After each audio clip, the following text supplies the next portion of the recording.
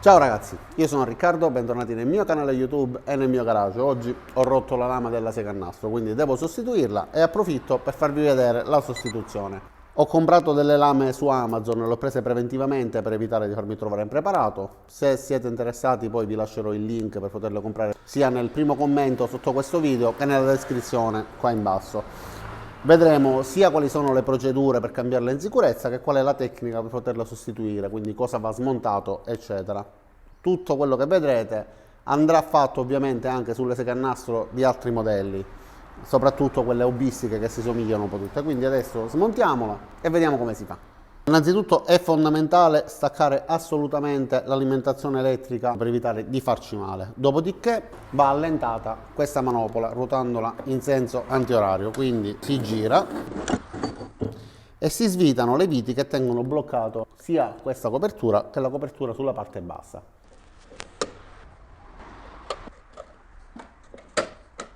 A questo punto fate attenzione, come vedete la lama già stava schizzando via. Per questo tipo di lama, non essendo molto tagliente, i guanti potrebbero non essere fondamentali, però è sempre meglio proteggersi utilizzandoli. Io al momento non li sto utilizzando perché comunque la lama ormai è usurata e effettivamente non taglia più, però proteggete sempre i vostri occhi con degli occhiali protettivi e i guanti se utilizzate delle lame molto affilate. La lama nuova invece è affilata e va maneggiata con cura, quindi utilizzate i guanti per evitare di ferirvi. Quindi tenendola lontana dal viso la apriamo in questo modo, ok, e possiamo montarla sulle pulegge. Vi ricordo che i dentini dovranno essere rivolti ovviamente verso fuori. Come prima cosa faccio passare la lama attraverso i cuscinetti, ok.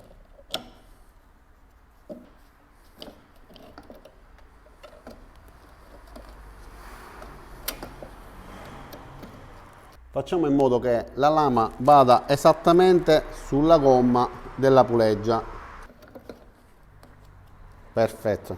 Adesso la lama è perfettamente al centro della gomma della puleggia. Posso riportare in posizione la leva dalla parte opposta che metterà in tensione la lama. Ok. E posso richiudere quindi i due coperchi. Nel caso in cui dovesse esserci accumulo, per esempio, di limatura, eccetera, con un pennellino oppure con l'aria compressa, date una pulita per evitare che si accumuli eccessivamente. Facendo combaciare queste scalanature con questa sporgenza, da entrambi i lati, la incastriamo. Ok. Richiudo tutto avvitando le viti e vi faccio vedere anche il rodaggio della lama.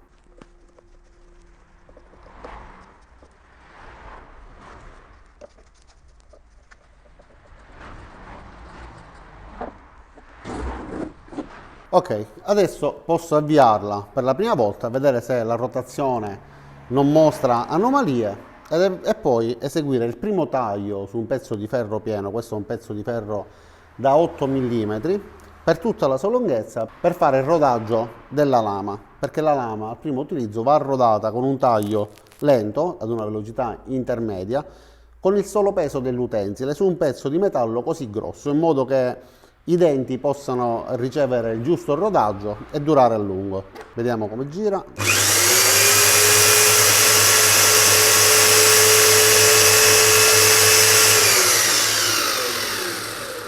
Ok, sembra che vada bene. Quindi posso eseguire il primo taglio.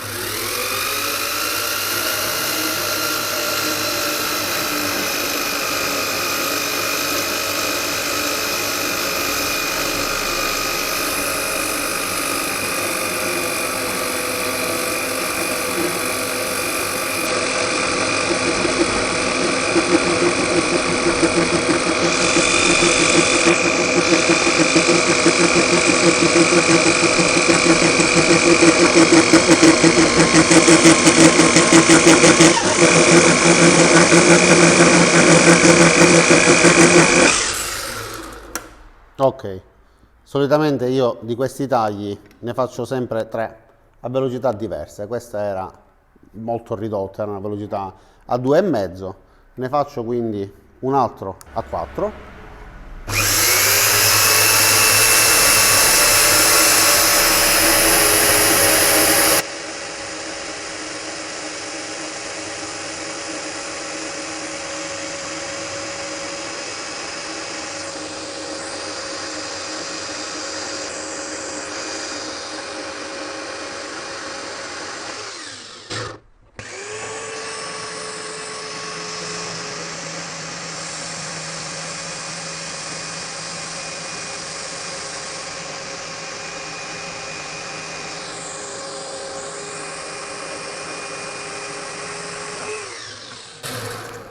Perfetto, funziona alla grande. E ovviamente osservate con una lama nuova come è molto più veloce il taglio e anche più pulito.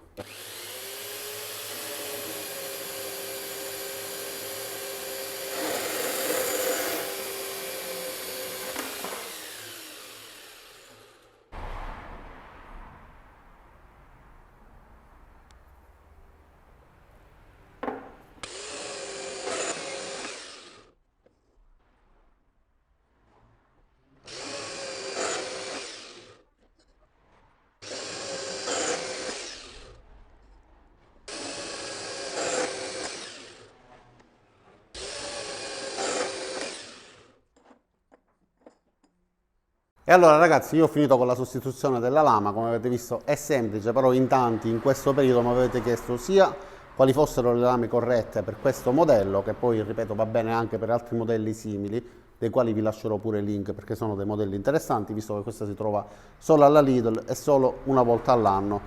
E come vedete il taglio è venuto perfettamente pulito, facendo il rodaggio tra il primo e l'ultimo taglio c'è molta differenza. Questo è un taglio in cui la stradatura ha lasciato dei segni molto evidenti, invece questo è venuto molto più liscio, perché ovviamente il rodaggio serve anche a questo. La stradatura è il senso che hanno i dentini a destra e a sinistra, quindi la sporgenza dalla stessa lama. E ovviamente più tagli si fanno, si crea questo rodaggio che è necessario quando si acquista una lama nuova per farla durare più a lungo e per ottenere dei tagli migliori. Se doveste cambiare spessore di lama o comunque tipologia di lama, vi ricordo che eventualmente è necessario intervenire sui cuscinetti per poter regolare la pressione che danno alla lama, quindi guidarla meglio. In questo caso è lo stesso tipo di lama, quindi non ho avuto alcuna necessità di intervenire. Detto questo, spero che il video vi sia piaciuto, vi sia stato utile, vi ringrazio di averlo visto fino in fondo, vi invito ad iscrivervi al mio canale, mettere mi piace al video se vi è piaciuto, attivate anche le notifiche cliccando sulla campanella qua giù e ci vediamo ai miei prossimi caricamenti. Ciao da Riccardo e a presto!